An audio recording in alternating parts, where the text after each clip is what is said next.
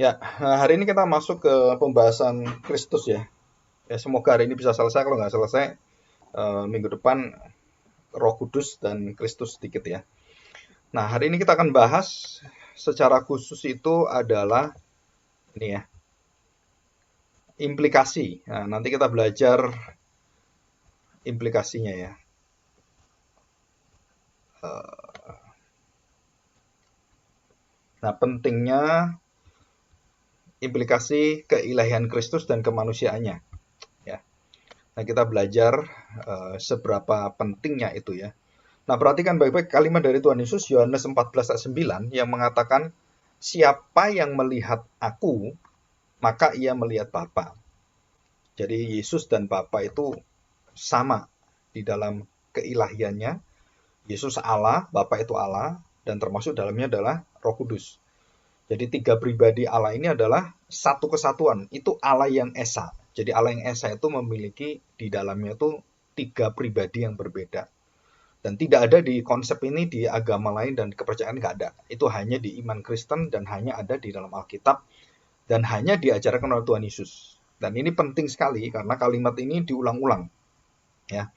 Nah, hari ini kita akan bahas tentang keilahian Kristus yang merupakan puncak dan kekuatan iman orang Kristen, termasuk di dalamnya adalah bagaimana dia memberikan hidupnya sebagai manusia, sebagai seorang anak itu. Nanti kita bahas kelahiran, terus kehidupan, kematian, dan kebangkitan Kristus. Dan kemudian kenaikannya. Nah, kita akan bahas itu secara singkat nanti, maknanya apa, dan kenapa ada perbedaan di dalam lahir dan dianugerahkan. Jadi putra itu dianugerahkan. Kalau anak itu dilahirkan. Ya. Putra Allah itu dianugerahkan dalam Yesaya pasal 9 itu ya.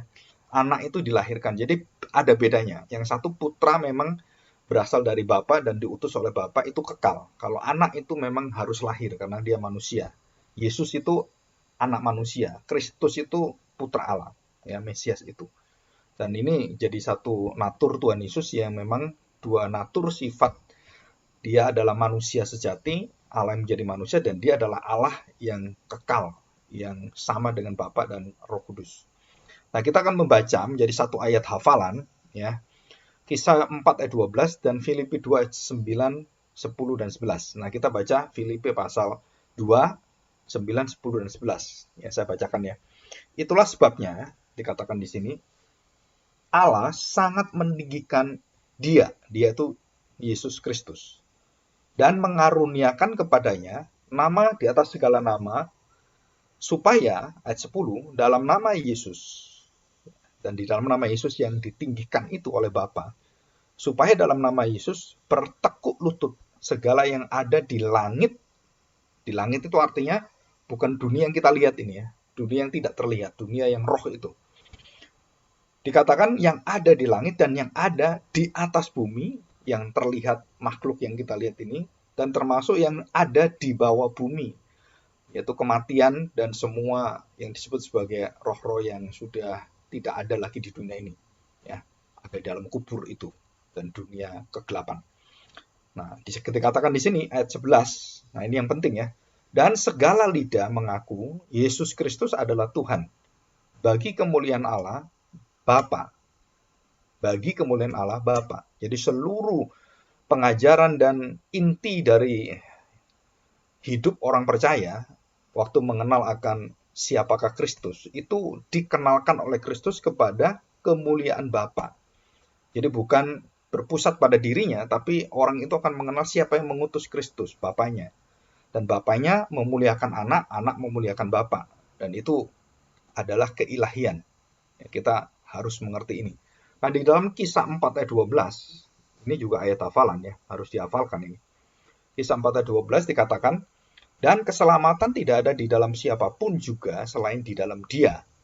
Jadi dia ini adalah Yesus. Sebab di bawah kolong langit, dan tidak ada nama tadi kan, Filipi 2, di bawah kolong langit ini tidak ada nama lain yang diberikan kepada manusia. Tadi dari Bapa diberikan kan.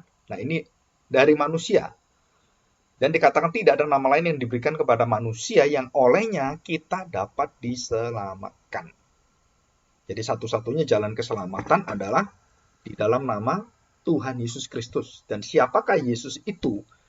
Di dalam bangsa Israel atau pada zamannya Tuhan Yesus yang namanya Yesus itu banyak. Ya, namanya Yesus itu banyak. Dan bukan 1-2 orang ya, banyak sekali. Dan siapakah Yesus yang manakah yang kita sembah itu? Yesus yang adalah Mesias, yang diutus oleh Bapa. Dan itulah namanya yang ditinggikan dan dimuliakan selama-lamanya. Dan tidak ada nama lain yang bisa menyelamatkan, yaitu Yesus yang diutus Bapa adalah Sang Mesias penebus dosa.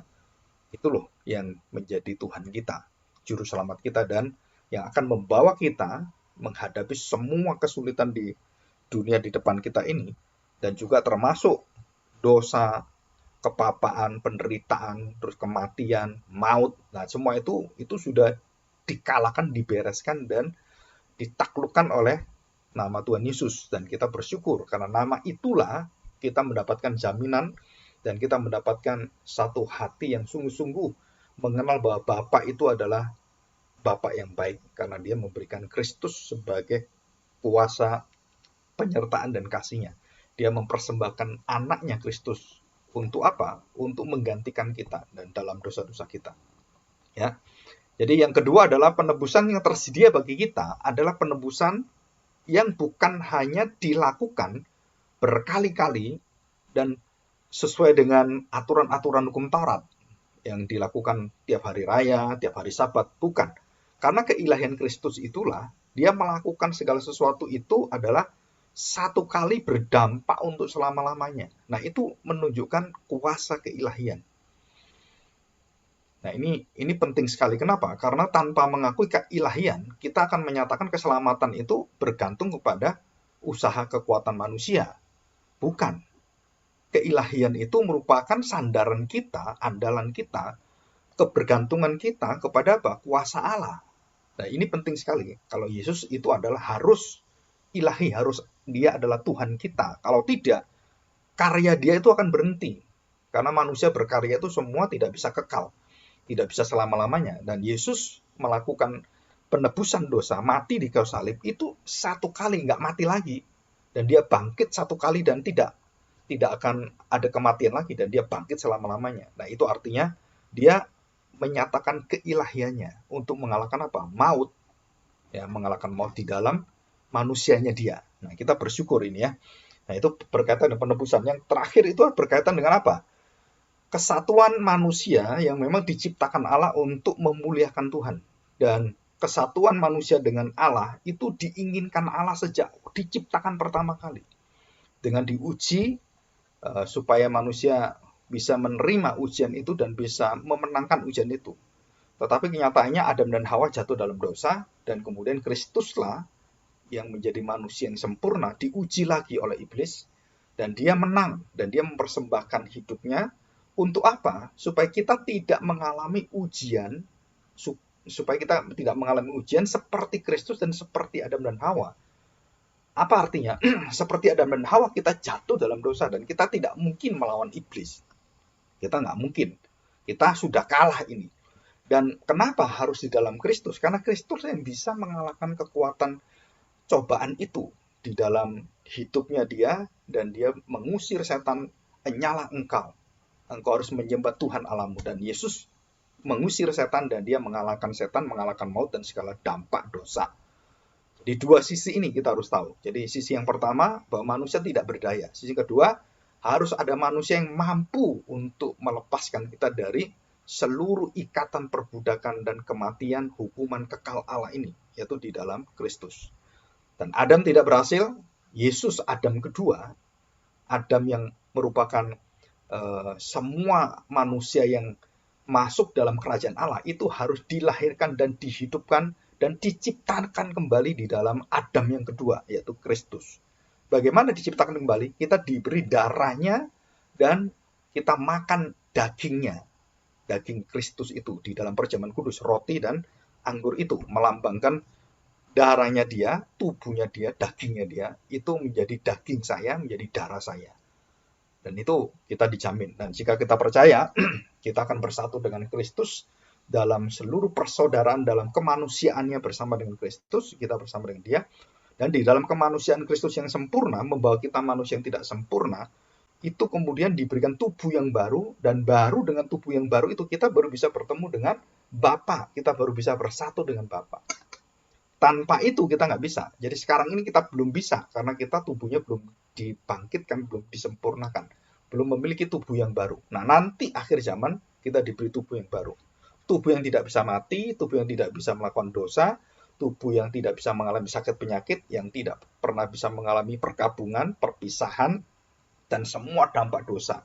Dan tubuh itu adalah tubuh yang kekal selama-lamanya bersama dengan Kristus. Artinya kekal itu bukan seperti Tuhan ya, tapi bersama dengan Tuhan selama-lamanya. Sampai kapan? Ya selama-lamanya. Dan terus-menerus. Nah, itu penting sekali keilahian Kristus ini ya. Nah, kita akan melihat bagaimanakah dengan kelahiran Kristus. Kita melihat ada 3 hal besar. Kelahiran, kematian, dan kebangkitan. Nah, itu inti iman Kristen. Perhatikan baik-baik. Nah, kita membaca Lukas pasal 1. Lukas pasal 1 ayat 26. Ya. Nah, perhatikan, kemarin ditanyakan apa bedanya Mikael dan Gabriel ya. Gabriel itu memberitakan kedatangan Kristus ya. Di situ kalau Mikael itu biasanya berkaitan dengan dia menjadi panglima yang melawan tentara, yang melawan kerajaan-kerajaan, dan dia adalah Mikael itu malaikat yang mewakili Allah dan yang mengalahkan kuasa kegelapan. Kalau Gabriel itu yang diutus secara khusus memberitakan tentang Mesias. Itu Gabriel ya. Nah, ini ayat 26. Dalam bulan yang ke-6 Allah menyuruh malaikat Gabriel pergi ke sebuah kota di Galilea bernama Nazaret, kepada seorang perawan yang bertunangan dengan seorang bernama Yusuf dari keluarga Daud. Nama perawan itu Maria. Ketika malaikat itu masuk ke rumah Maria, Gabriel itu, ia berkata, "Salam" atau "Shalom. Hai engkau yang dikaruniai, Tuhan menyertai engkau." Maria terkejut mendengar perkataan itu, lalu bertanya di dalam hatinya, apakah arti salam itu? Kata malaikat itu kepadanya, "Jangan takut, hai Maria, sebab engkau beroleh kasih karunia di hadapan Allah." Jadi jangan takut. Jadi kamu ini akan mendapatkan anugerah yang luar biasa, dan tidak ada satu wanita yang mendapatkan anugerah seperti engkau. Yaitu Tuhan meminjam kandunganmu untuk anaknya. Ya. Jadi di dalam rahimnya itu. Sesungguhnya engkau akan mengandung dan akan melahirkan seorang anak laki-laki, dan hendaklah engkau menamai dia Yesus. Dan Maria belum menikah. Maria tidak mungkin punya anak karena memang belum menikah, dan tidak ada orang yang menjadi suaminya dia. Nah, tidak ada. 32, ia akan menjadi besar dan disebut anak Allah yang maha tinggi, dan Tuhan Allah akan mengaruniakan kepadanya tahta Daud, bapa leluhurnya. Dan ia akan menjadi raja atas kaum keturunan Yakub sampai selama-lamanya. Dan kerajaannya tidak akan berkesudahan, selama-lamanya juga tidak berkesudahan. Kata Maria kepada malaikat, bagaimana hal itu mungkin terjadi? Karena aku belum bersuami, aku belum kawin. Jawab malaikat itu kepadanya, Roh Kudus, nah ini penting sekali ya, Roh Kudus akan turun atasmu, dan kuasa Allah yang maha tinggi akan menaungi engkau. Sebab itu anak yang akan kau lahirkan, perhatikan, anak yang akan kau lahirkan disebut kudus, anak Allah. Jadi bedanya bayi atau anak itu dengan putra itu ada bedanya. Ya, di sini. Ayat 36.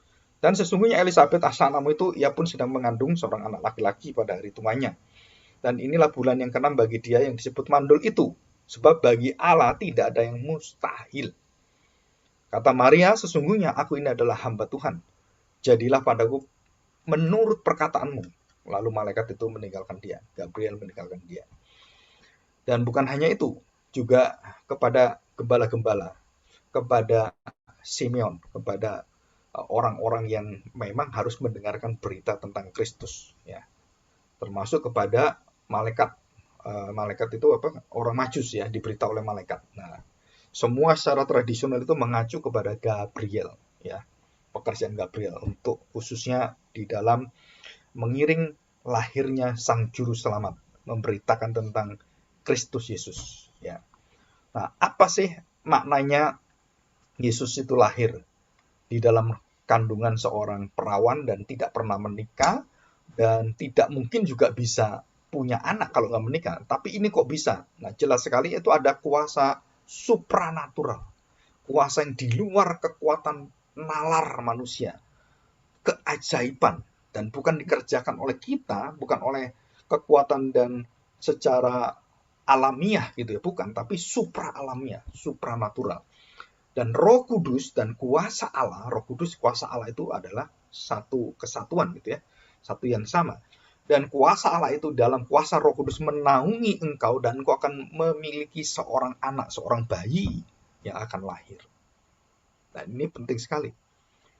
Jadi jelas sekali bahwa kelahiran Tuhan Yesus Kristus itu ada dua sumbernya. Yang pertama adalah dari tubuh fisik yang ada dalam tubuhnya Maria, dan kemudian ada kuasa Roh Kudus yang akan mengerjakan semua.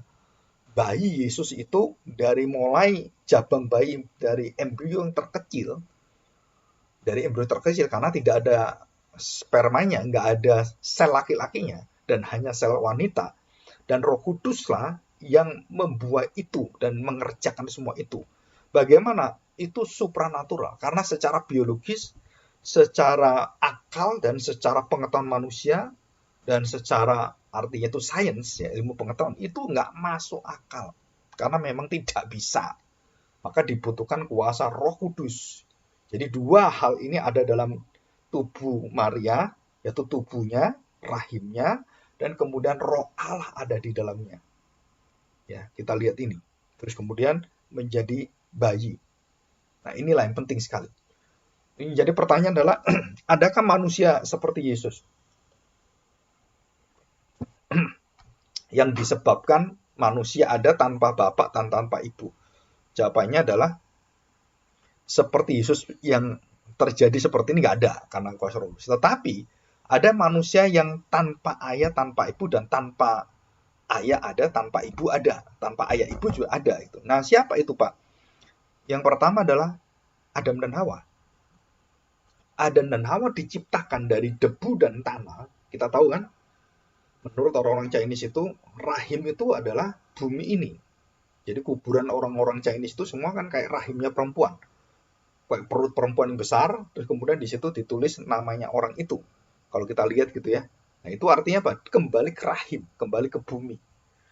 Ya, kita bisa tahu ini ya. Jadi rahim, jadi kembali kepada bumi. Jadi unsurnya apa? Yang pertama adalah unsur dari tanah, Adam dan Hawa. Dan kedua, unsur supranatural, supra alamiah yang bukan yang kita lihat, yaitu Roh Allah diberikan dan dihembuskan ke debu dan tanah itu yang sudah dibentuk oleh Tuhan dalam bentuk manusia, sekarang dihidupkan oleh Tuhan. Nah, saya tanya sekarang, Adam dan Hawa punya mama papa nggak? Ayah ibu? Nggak ada.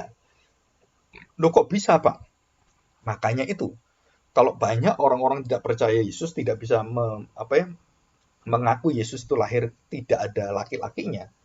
Kenapa kita bisa mengakui Adam dan Hawa tanpa laki-laki, tanpa perempuan, tanpa papa mama, kok bisa dia ada? Ya karena Allah itu ajaib. Dari yang tidak ada menjadi ada.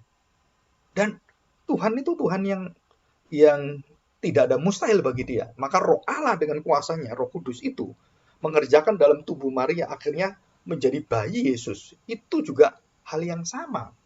Yang tidak ada mustahil. Bagi Tuhan itu sangat mudah. Bagi kita nggak masuk akal. Mikir pun nggak bisa. Gimana caranya nggak bisa. Itu yang pertama, Adam dan Hawa. Tanpa bapak, tanpa ibu. Nah, terus siapa lagi, Pak? Ya Tuhan Yesus.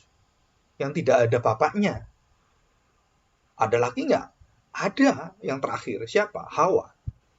Coba kita lihat, Hawa itu diciptakan Tuhan dari apa? Dari tulang rusuk laki-laki. Dibangunlah Hawa. Jadi Hawa memiliki sumber laki-laki. Tuhan Yesus tidak memiliki sumber laki-laki. Tapi Hawa ada sumbernya. Tuhan Yesus tidak ada laki-laki, perempuannya.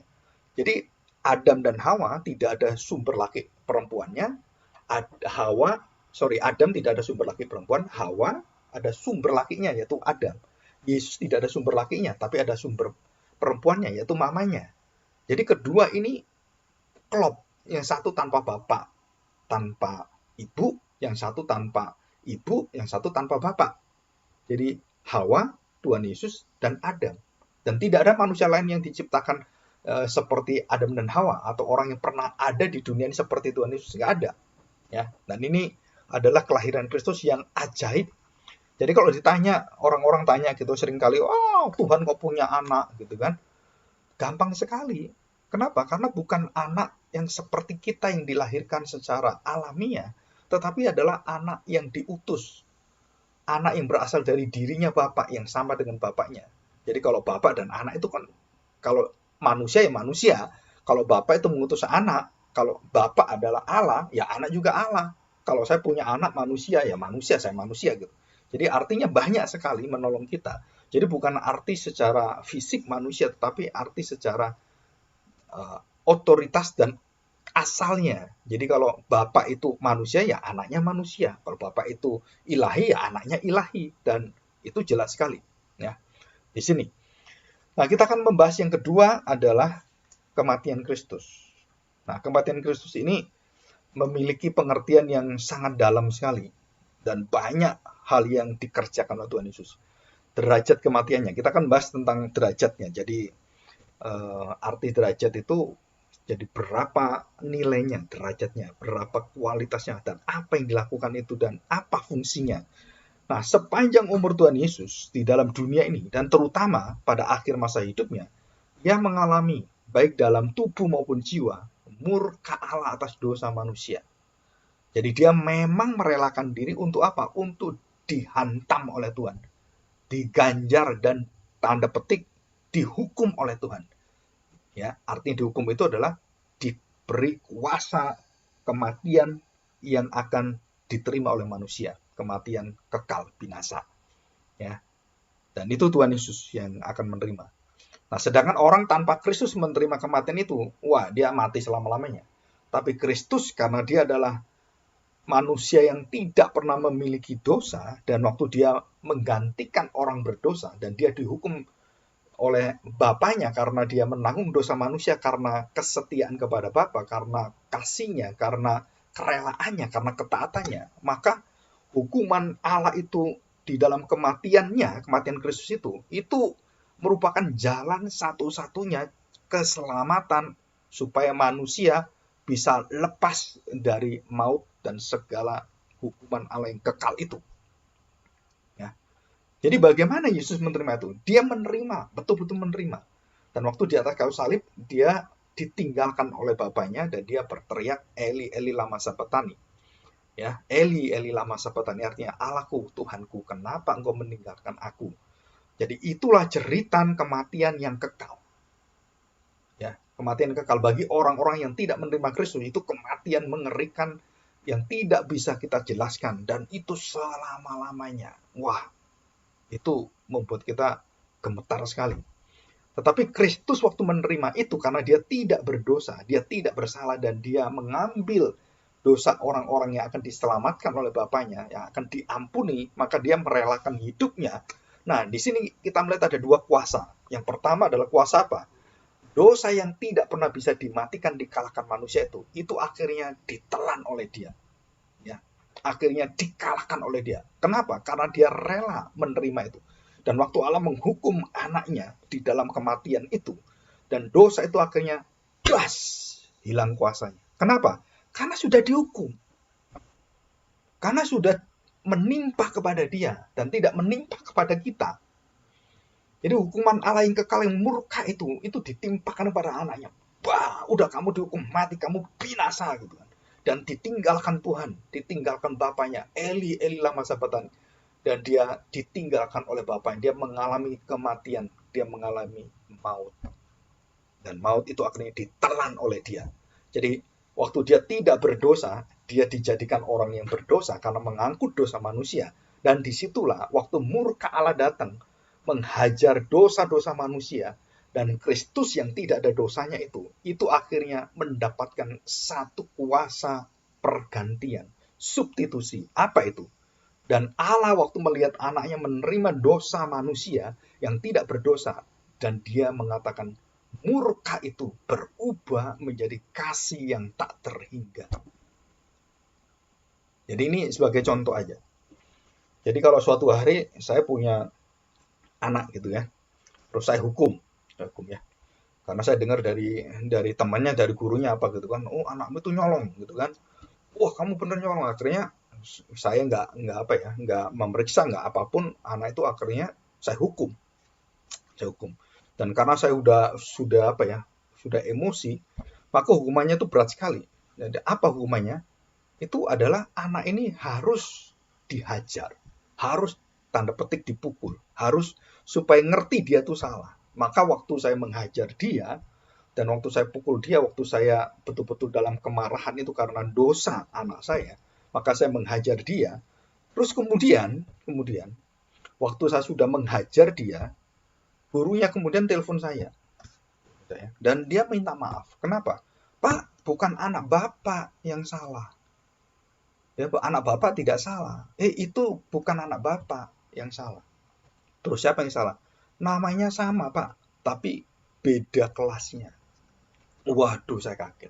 Nah, perhatikan, ini cuma gambar ilustrasi ya. Rasa hati saya waktu saya menghukum yang tidak bersalah itu gimana? Kepada anak saya, kepada orang yang tidak bersalah. Jadi sudah dihukum, aduh, gimana ini?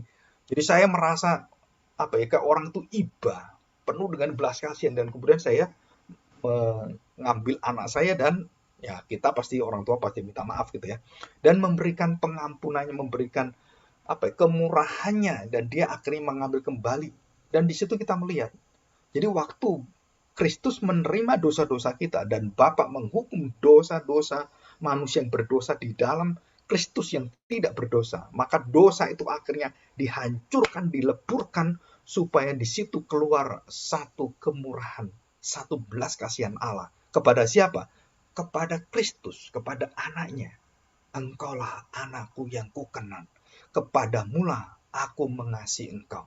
Kepadamulah seluruh kemuliaanku akan aku berikan. Kepadamulah engkau yang akan kutinggikan. Engkau begitu indah, engkau begitu baik, engkau begitu penuh dengan pengorbanan, mengabdikan diri kepada Bapaknya.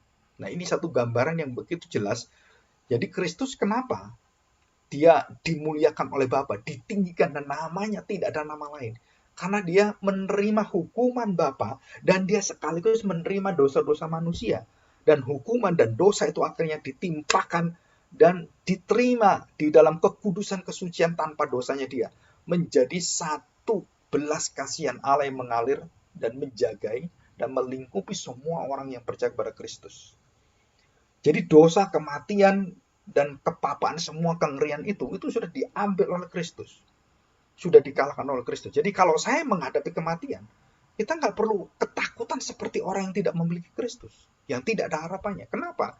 Karena kita percaya, nanti kita akan dibangkitkan oleh Kristus.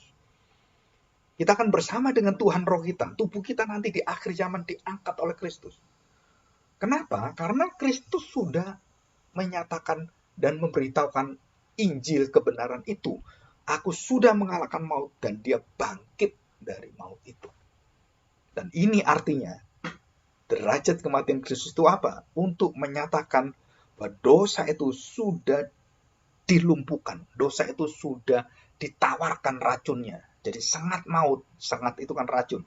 Sudah dipatahkan, sudah ditawarkan, dan sudah tidak akan menimpa lagi, tidak akan meracuni saya lagi, dan tidak akan membinasakan saya. Sakit, penyakit, penderitaan, itu tidak mungkin akan mengalahkan saya. Bisa menimpa saya, tapi tidak akan membuat saya menyerah, karena Kristus bersama dengan saya. Jadi banyak orang keliru, wah orang Kristen nggak boleh sakit, kan Kristus sudah bangkit. Nah itu salah. Kenapa? Karena malah membuktikan bahwa kita kalau mengalami kematian seperti Lazarus, seperti anak Yairus gitu kan, yang di tali takum itu, atau kematian dan juga segala sakit penyakit yang bisa sakit. Dan Tuhan katakan apa? Nanti kamu akan diubahkan. Dan hari ini aku akan bangkitkan Lazarus untuk menjamin apa? Kamu semuanya orang-orang percaya tidak akan mengalami kematian seperti Lazarus hari ini aku bangkitkan. Dan itu jaminan, bukan wah nanti saya nggak mau mati saya. Kenapa? Kristus kan janji saya nggak mati. Ya, siapa kamu? Hanya Kristus yang seperti itu. Tapi nanti Kristus akan membangkitkan. Jadi bukan kita seperti jadi Kristus bangkit dan tidak mati-mati lagi. Ya kita udah masuk surga nanti. Kita belum. Bahkan semua nabi-nabi itu menantikan ini semua, kebangkitan kekal ini. Ya, tubuhnya, fisiknya itu ada di bumi ini, tulang belulangnya ada di bumi ini, dan rohnya bersama dengan Tuhan semua. Jadi sekarang ini semua orang percaya yang sudah meninggal di dalam Kristus, mengakui Yesus sebagai Tuhan dan Juru Selamat, satu-satunya nama itu, semua berkumpul dengan Kristus. Dengan kekuatan, keindahan, kebahagiaan, dan damai yang tidak pernah bisa kita bayangkan. Ya, sekarang ini sudah, yang meninggal itu sudah bersama dengan Tuhan. Tinggal nanti penghakiman dan pernyataan kemuliaannya. Dan kita akan mendapatkan itu semua. Jadi waktu kita dihakimi, kita tidak bisa dihakimi lagi di dalam hukuman kekal. Kenapa? Karena sudah diterima oleh Kristus. Sekali untuk selama-lamanya. Sekali satu orang untuk segala bangsa. Satu waktu untuk segala waktu yang kekal. Jadi satu manusia untuk seluruh manusia yang mau percaya kepada dia. Dan itu dampaknya luar biasa sekali. Nah, itu arti daripada kematian dan kebangkitan. Ya. Nah, kita akan membaca dalam 1 Korintus 15 ayat 14. Nah, perhatikan. Jadi Pak, kalau saya percaya Yesus lahir, oke. Saya percaya Yesus itu mati, oke. Kalau ada aliran seperti Saksi Yehova, Mormon, dan semuanya yang tidak percaya Yesus itu bangkit. Yesus hanya manusia, dia bukan Tuhan. Maka aliran ini, semua orang umat ini tidak akan masuk kerajaan Allah. Mereka masuk dalam kebinasaan semua. Itu dikatakan Alkitab. Kenapa? Karena Paulus menuliskan dalam 1 Korintus 15 ayat 14. Ya, kita akan lihat ini. Saya bacakan. Tetapi andai kata Kristus tidak dibangkitkan, jelas dikatakan, maka sia-sialah pemberitaan kami dan sia-sialah juga kepercayaan kamu. Jadi saya percaya Yesus lahir, ya betul, dia adalah Allah dan dia manusia, betul. Dan dia itu lahir dalam peristiwa rahim seorang yang suci, yang tidak pernah mengalami pernikahan dan tidak pernah mengalami, artinya itu seperti hubungan suami istri, dan dia wanita yang perawan yang dikuduskan oleh Tuhan. Dan kemudian kita tahu bahwa semua yang terjadi ini menunjukkan bahwa apa yang harus kita percaya, bahwa Kristus itu benar-benar adalah pribadi yang menjamin kita dengan kematiannya, dan bukan hanya berhenti dengan kematiannya. Dan itu harus ada sambungannya. Jadi kalau cuma kita separuh ikut dan kita tidak percaya Yesus bangkit, itu tidak menyelamatkan kita. Dan banyak orang Kristen yang tidak percaya Yesus itu Allah kita. Tuhan Yesus itu ilahi, Tuhan Yesus adalah Yahweh itu sendiri. Nah, kalau kita tidak percaya, berarti kita binasa. Dan jelas dikatakan, kalau kamu tidak percaya dia dibangkitkan, sia-sialah pemberitaan kami dan sia-sialah juga kepercayaan kamu. Kenapa? Ayat 15, lebih daripada itu kami semua ternyata berdusta terhadap Allah.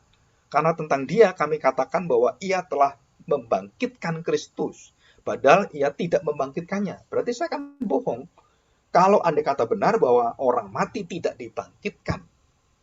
Ya. 16, sebab jika benar orang mati tidak dibangkitkan, maka Kristus juga tidak dibangkitkan. Jadi orang mati itu akan dibangkitkan Tuhan semuanya. Termasuk yang berdosa, yang tidak berdosa, semua dibangkitkan. Nanti diadili dan dipisahkan. Gitu.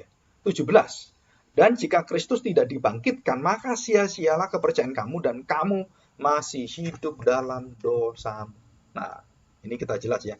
Kamu masih hidup dalam dosamu. Jadi, kebangkitan Kristus inilah yang mengubahkan seluruh sengat maut itu akhirnya menjadi tawar. Dan kita mendapatkan darah dan tubuh yang baru. Kita mendapatkan tanda petik anti dari sengat itu. Anti serumnya, anti racunnya.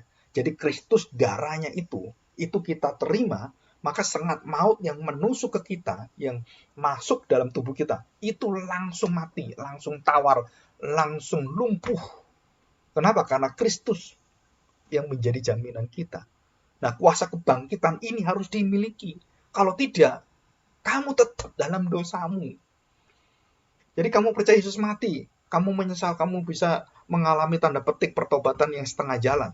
Kamu tidak mengalami kekuatan kebangkitan dan tidak mengalami jaminan bahwa maut dan dosa itu tidak akan memperbudak kamu lagi karena darah Kristus dan tubuhnya, maka kamu masih dalam dosamu. kamu akan jatuh dalam dosa dan kamu tidak akan bisa menyalibkan Tuhan kedua kali. Dan disitulah kita tahu bahwa kebangkitan ini adalah titik balik terpenting dari iman Kristen. Bukan kelahirannya, bukan kematiannya. Tapi apa? Kebangkitannya.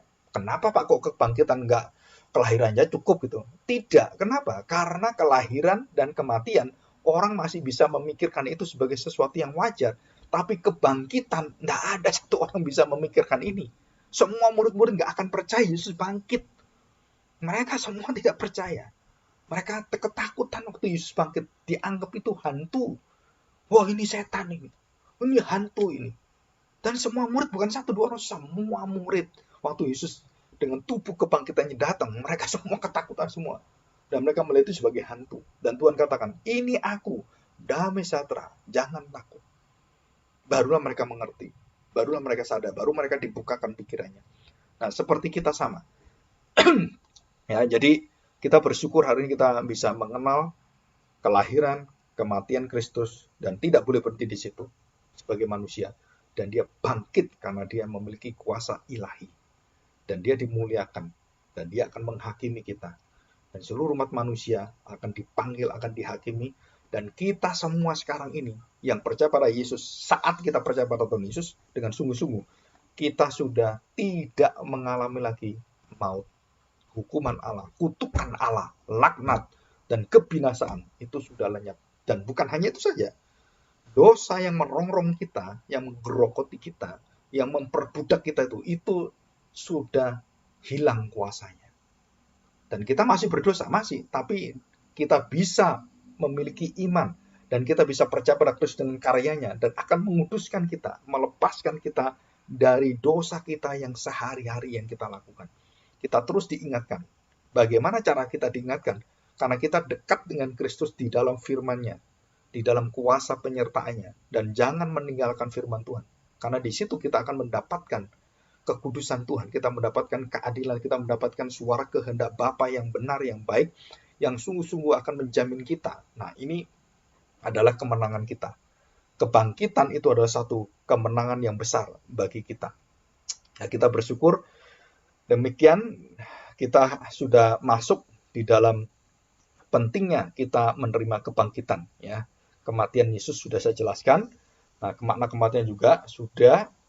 Nah, kebangkitan juga bukan realitas yang orang-orang cuman secara fisikal gitu ya.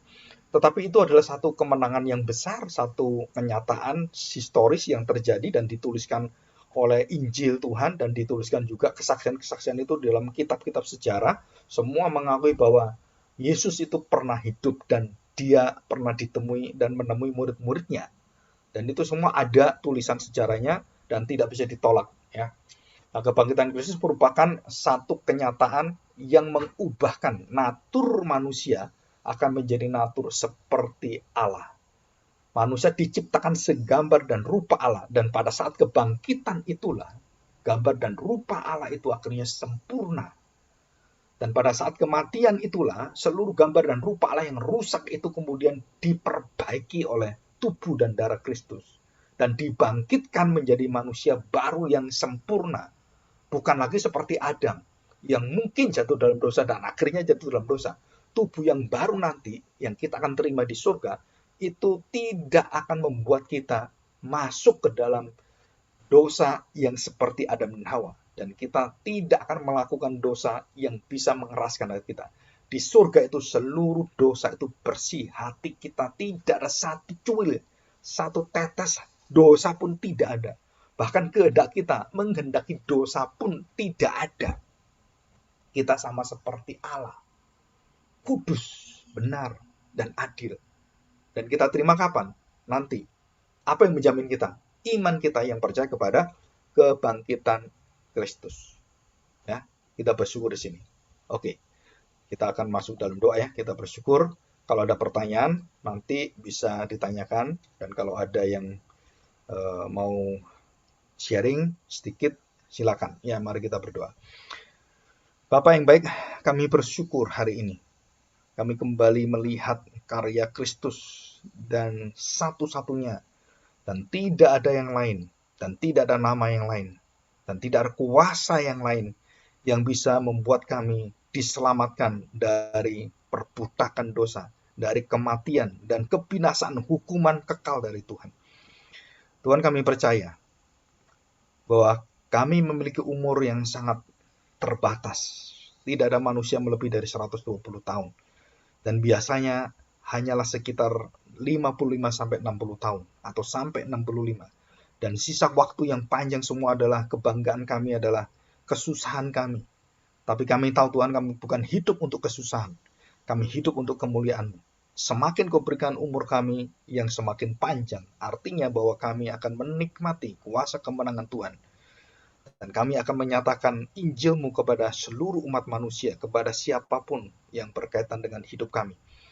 Baik di dalam keluarga kami, baik di dalam sekolah kami, baik di dalam pekerjaan kami dan lingkungan kami, bahkan di seluruh tempat di mana Engkau bawa kami sebagai hamba-Hamba-Mu. Kami akan menyatakan kemuliaan Tuhan. Kami akan memberitakan kelahiran yang dinanti-nantikan oleh para nabi. Kami akan melihat akan kuasa kematian yang merupakan jalan satu-satunya dosa itu dibereskan. Dan kami akan mengalami kebangkitan sehingga kami bisa bersaksi kepada orang-orang yang belum menerima kekuatan kematian Kristus yang akan membangkitkan mereka. Kami akan bersaksi. Dan terakhir adalah kami akan dimuliakan. Kami akan diangkat oleh Tuhan. Dan kami akan bersatu dengan Engkau kekal selama-lamanya. Keindahan yang indah yang tak pernah kami bisa ukur. Dan jauh melebihi daripada hidup kami di dunia ini. Bahkan melebihi dari segala penderitaan yang paling mengerikan yang ada di dunia ini. Bahkan orang-orang yang sudah dibakar sebagai martir di hadapan-Mu Tuhan. Itu pun tidak sebanding dengan kemuliaan-Mu. Tidak sebanding dengan kekuatan damai-Mu Tuhan, kesejahteraan. Terima kasih Bapa. Kami serahkan doa kami dan kami bersyukur hari ini. Semua kemuliaan hanya kami angkat untuk nama di atas segala nama. Itu kami bersyukur berterima kasih atas nama Tuhan kami Yesus Kristus. Anak Allah yang hidup, yang menebus dosa kami, yang menjamin kami akan dibangkitkan di akhir zaman. Kami serahkan doa kami. Amin.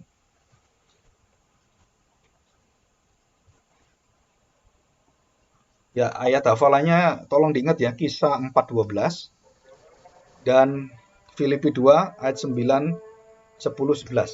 Ya, semua tentang nama Yesus. Ya, itu tolong diingat. Nanti kalau ada tes dan lain-lain itu pasti keluar di sana. Ya, sebenarnya gampang sekali itu ya. Oke, nah, tolong juga membaca firman Tuhan. Kalau bisa rutin tiap hari 2 pasal gitu ya. Kalau waktunya panjang bisa 4 pasal ya, pagi dan malam gitu ya. Oke, ada yang ditanyakan? Silakan. Pak, saya mau tanya, Ya. Budi. Saya tuh kadang ada bingung dikit gini, Pak. Ini hal simpel sebenarnya. Jadi ketika dalam artian harus memuliakan Bapak. Karena begini, Pak. Ketika misalnya kan kayak Pak Agung itu sangat fokus sekali. Kita ini jangan lupa nih, Alkitab ini fokusnya Yesus. Dan saya setuju akan hal itu. Ya. Tapi dalam kita memfokuskan diri ke Yesus, sedangkan Allah itu Tritunggal, apakah ketika saya misalnya berdoa dalam nama Yesus, saya juga paling sering nyebut jujur aja nama Yesus, saya nggak mau sampai melupakan Bapa dan Roh Kudus gitu, Pak. Karena saya tuh agak bingung dalam artian keseimbangannya gitu. Karena kalau saya dengerin yang ortodoks, mereka tuh berusaha banget seimbang gitu Pak kalau ngomong tuh ya Bapak Roh Kudus. Ya misalnya dalam artian ketika doa tuh selalu dibawa gitu Pak. Mereka tiga pribadi tersebut. Ketika ngomong pun selalu dibawa, ketika khotbah pun selalu dibawa. Jadi nanyanya gitulah Pak, apakah kita harus dengan hanya fokus ke Yesus tuh saya tidak melupakan yang lain, atau sebaiknya memang saya itu dalam tanda kutip membagi rata gitu. Oke Pak, itu aja pertanyaannya. Ya, kita belajar dari para rasul ya. Waktu para rasul mengajar di bait Allah, di sinagog gitu ya, atau di tempat-tempat seperti ruang pertemuan atau tempat rumah seseorang, jelas sekali mereka tidak pernah mengatakan Injil Yesus Kristus atau diganti Injil Bapa gitu, nggak ada. Selalu mengatakan Injil Yesus Kristus. Artinya begini, Bukan berarti Bapaknya itu nggak diingat, bukan. Tapi waktu kita mau menyampaikan Injil Yesus Kristus, di dalamnya itu kita dibukakan tentang Bapa dan Roh Kudus. Jadi jalan pintunya tetap itu Yesus Kristus. Jadi bukan berarti setiap ngomong kita harus ada Bapa, ada Roh Kudus, ada Bapa, Roh Kudus. Enggak. Kenapa? Karena Alkitab jelas sekali, rasul-rasul memberitakan Injil Yesus Kristus dan tidak dikatakan memberitakan Injil Bapa gitu atau memberitakan Roh Kudus, kan nggak ada. Dan mereka berfokus kepada Yesus Kristus karena memang yang bisa dikenal, bisa diamati, bisa merasakan seluruh kemanusiaan kita itu adalah Yesus Kristus yang menjadi manusia. Dan pintunya melalui sana semua. Bukan berarti kita tidak bisa melihat karya Roh Kudus dan semuanya, bukan. Tapi itulah yang diajarkan oleh rasul-rasul. Kita kan mengikuti teladan rasul-rasul yang ada di Alkitab. Dan Tuhan Yesuslah yang mengajar tentang Bapaknya mengutus dia. Ya, kita harus tahu. Dan Tuhan mengatakan, kalau kamu tahu aku siapa, kamu udah kenal Bapakku. Jadi kamu jangan cari-cari Bapak. Kenapa? Nggak bisa kamu cari Bapak. Coba saya ketemu Bapak. Ngapain kamu ketemu Bapak? Kamu lihat saya, udah lihat Bapak. Itu artinya apa? Di dalam diri Kristus itu keilahian Bapak itu sudah ada lengkap dalam diri dia. Kamu mengenal saya, mengenal Bapak. Sama persis.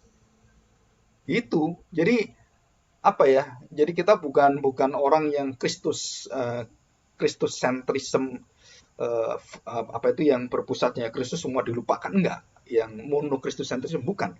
Kita ini dynamic. Dynamic artinya apa? Bahwa di dalam Kristus itu semua itu akan dibukakan semuanya. Dan jelas sekali. Dan nama Kristus itu yang menjamin kita. Dan Bapak itu, ini contoh gitu ya.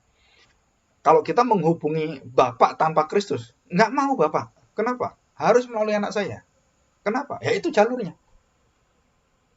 Jadi jalurnya jangan dipotong, karena itu jalur satu-satunya menghubungkan manusia dengan Allah itu adalah Kristus, anaknya. Jadi kita nggak bisa, nggak mau Kristus langsung Bapak gitu. Nggak bisa. Kenapa? Ya memang itu sudah dirundingkan oleh Bapak dan anak. Di dalam diri Allah Tritunggal itu sudah dirundingkan bahwa melalui anak lah Bapak itu dikenal, Bapak itu artinya tuh bisa dimengerti oleh manusia dan bisa dimiliki oleh manusia itu melalui anak. Jadi kalau kamu mengakui aku, kamu mengakui Bapa. Gitu. Kalau kamu memiliki saya, kamu memiliki Bapa. Dan itu dalam Yohanes jelas sekali. Jadi kita bukan, ya ortodoks itu mungkin secara secara ajaran manusia dia ingin menyeimbangkan itu. Tapi Alkitab jelas mengatakan bahwa tidak ada di dalam pikiran rasul-rasul mengajarkan Injil Bapa gitu, nggak ada. Injil Yesus Kristus, selalu nama Yesus, tidak ada nama Roh Kudus nggak ada, nama Yesus Kristus. Kenapa? Karena itu merupakan pusatnya. Ya, pusatnya. Bukan berarti kita tidak menghiraukan Bapa dan Roh Kudus, enggak. Malah melalui Yesus ini kita tahu betul Bapa itu siapa, Roh Kudus itu siapa. Dan kita bersyukur. Kenapa? Karena visi ini ya, Christ Center ini nggak mudah. Nggak mudah kenapa? Karena satu sisi saksi Yehova itu melawan kita, Mormon dan semua banyak melawan kita. Di sisi yang lain, orang-orang yang memegang Allah Tritunggal itu seolah-olah menyalahkan kita. Kenapa kamu mesti Yesus saja gitu, nggak Bapak dan semuanya. Bukan itu masalahnya. Masalahnya adalah apa yang ditulis dalam Alkitab yang diajarkan itu seperti itu. Ya, Tuhan Yesus mengatakan kamu nggak akan bisa menyingkapkan siapa Bapak kalau kamu tidak menafsirkan dan terbuka dan menerima aku. Tanpa aku kamu nggak akan bisa melihat sana. Dan itu jalurnya. Ya, semua akan terbuka. Itu harus melalui anak, melalui Kristus. Nggak bisa yang lain. Nah, sampai hari ini saya punya teman-teman yang di reform, di yang lain itu juga sama. Ada yang memikirkan nggak bisa harus Tritunggal. Betul Tritunggal. Saya juga mengaku Tritunggal sama. Tetapi kamu kenal Tritunggal dari mana kamu bisa kenal Tritunggal? Hanya Yesus yang membukakan Tritunggal. Tanpa Kristus kamu nggak akan bisa mengenal Tritunggal. Jadi itu adalah pintu masuknya, kuncinya Kristus itu. Jadi kita tidak membuang Bapa dan Roh Kudus, enggak. Tapi melalui Kristus kita benar-benar tahu Bapa itu siapa dan Roh Kudus siapa. Dan ketiga kesatuan itu siapa. Semua itu kunci rahasianya adalah Yesus yang mengajarkan. Dan tidak ada satu nabi pun yang mengajar dengan sejelas Yesus mengajar tentang Bapa dan Roh Kudus. Nggak ada sama sekali. Dan hanya Tuhan Yesus yang membukakan ini. Dan itu, ya, jadi kita bukan menolak menyeimbangkan Bapa dan Roh Kudus, enggak. Tapi Alkitab menjelaskan itu. Kan kita memegang Alkitab, memegang kebenaran Alkitab yang ada, dan kita bawa itu. Dan kalau kita taat pada Alkitab, yaitu kebenaran di situ. Dan tidak bisa ditambahi. Oh Pak, diganti aja Injil Bapak Surgawi gitu. Nggak bisa, nggak ada di Alkitab. Walaupun secara pembicaraan itu bukan berarti betul-betul tidak ada Injil dari Bapak, enggak. Tapi yang dijelaskan Alkitab itu gamblang sekali. Injil Yesus Kristus, Injil Kerajaan Kristus, itu ada semua. Ya, Bapak juga ada. Tapi bukan sebagai pusat itu untuk kita bisa menembus pengetahuan itu dalam keselamatan, keilahian, kealahan. Itu satu-satunya jalan adalah Kristus. Dan ini yang paling banyak dalam sejarah gereja dari awal gereja sampai hari ini. Yang paling dihantam adalah kemutlakan Kristus. Itu dilunturkan semua. Dan termasuk orang yang mengaku dirinya reform, dirinya Injili. Itu banyak yang tidak mengerti tentang posisi Kristus yang sangat penting ini. Dan itu kalau saya ngomong itu satu visi yang Tuhan berikan pada saya itu, dan juga banyak sekali di Amerika kaum Puritan semua itu sama, hatinya sama. Dan itu akan membawa kita melihat jelas sesat dan tidak itu dari situ. Jadi kesesatan itu mulai dari mana? Dari kristologi. Kalau tidak diakui, itu pasti akan nyasar kita menjadi sesat. Nanti kita menekankan Roh Kudus kayak orang-orang karismatik, Pentakosta, New karismatik, itu kan Roh Kudusnya ditekankan luar biasa. Dan mereka tidak tahu Roh Kudus itu bekerja hanya melalui perkataan Kristus. Dan dia tidak mengajar yang lain kecuali perkataan Kristus. Dan itu Yesus sendiri yang ngomong dalam Yohanes 14 dan Yohanes 16. Dan ini penting sekali ya. Jadi ya kita berdoa supaya kita benar-benar kita dipakai Tuhan, dan juga gereja Puritan ini adalah gereja yang sangat mencintai menjunjung tinggi nama Kristus, ya, dan Bapa dan Roh Kudus yang sama, Allah yang esa, ya, itu di situ. Oke, ini satu sharing visi misi kita juga ya. Ya, puji Tuhan. Ada yang lain silakan.